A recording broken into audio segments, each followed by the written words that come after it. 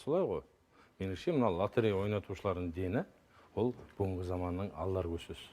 Әдемі мошенниктер олар.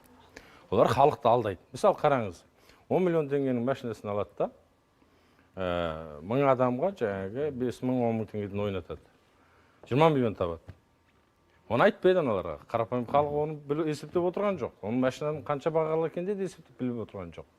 Сосын 10 миллион қалтасында түсіреді.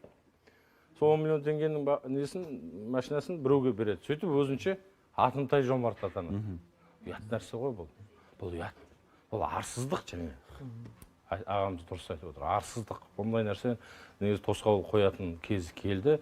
Өйткені жаңа жұлдыз деп айтып жүр ғой енді. Мен үшін жұлдыз Рамазан Стамғазиев, Димаш, басқалары жаңағы шебер орындаушы ғана фонограммамен болды. Солар жаңағы халықты алдап, өздерінің бір азғантай біреулердің алдында жинаған беделін пайдаланып, халықтың ақ көңілдігін, аңқаулығын пайдаланып, ақша табу деген бұл нағыз айлакерлік, нағыз жоқ, мошенничество. Айдос мырза, жақсы.